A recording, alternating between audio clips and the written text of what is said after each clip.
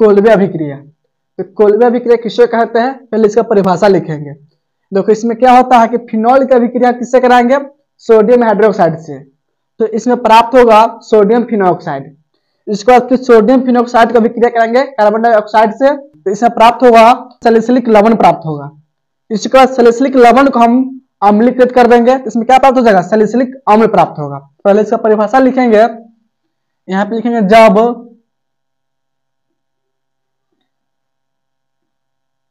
Phenol की अभिक्रिया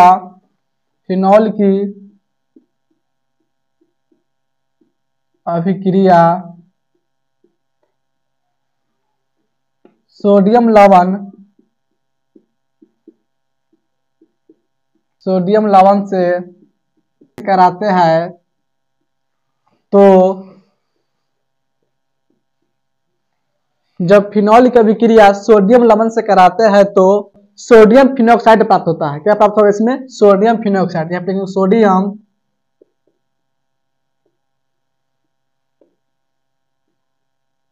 phenoxide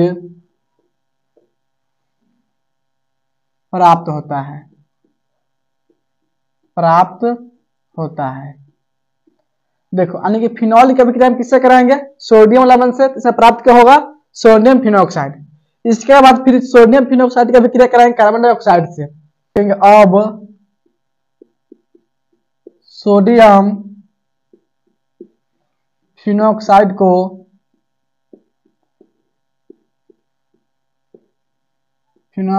को कार्बन डाइऑक्साइड CO2 के साथ 400 केल्विन ताप और 7 ATM दाब पर गर्म करते हैं तो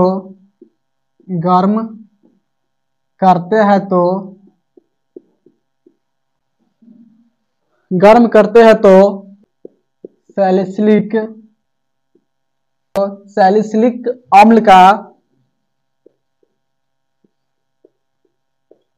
लवण प्राप्त होता है। यानी कि जब हमको फिनॉक्साइड प्राप्त हो जाएगा तो फिनॉक्साइड की अभिक्रिया किससे करा देंगे हम, कार्बन डाइऑक्साइड से। इसमें प्राप्त क्या हो जाएगा, सैलिसिलिक अम्ल का लवण प्राप्त हो जाएगा। अब इसको बाद सैलिसिलिक अम्ल का लवण क्या करेंगे, अम्लीकृत कर देंगे। तो लिखेंगे फिर इसे अम्लीकृत करने पर सैलिसिलिक अम्ल प्राप्त होता है। सैलिसिलिक अम्ल प्राप्त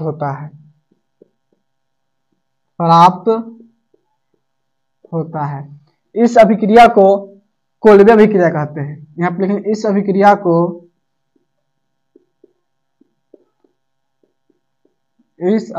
को कोल्बे अभिक्रिया कहते हैं। कोल्बे अभिक्रिया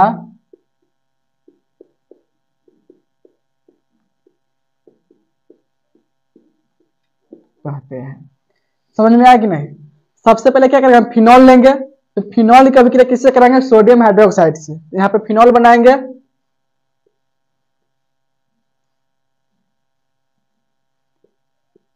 ये हो गया फिनॉल। इसको अभिक्रिया कराएंगे हम सोडियम हाइड्रोक्साइड यानी कि NaOH। देखो जब इसको हम अभिक्रिया करेंगे तो इससे प्राप्त क्या हो गया, सोडियम फिनॉक्साइड प्राप्त हो जाएगा। यहां से H और यहां से OH बाहर निकल जाएगा, इसमें जल बाहर निकल जाएगा। यहाँ पे लिखेंगे जल। अब इसमें प्राप्त क्या हो जाएगा, सोडियम फिनॉक्साइड।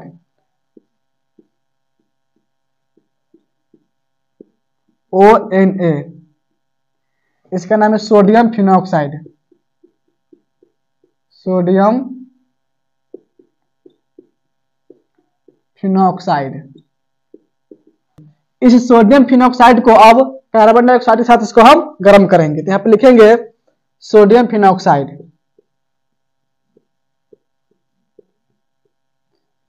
इसको अभिक्रिया करा देंगे हम कार्बन डाइऑक्साइड के साथ, CO2 के साथ।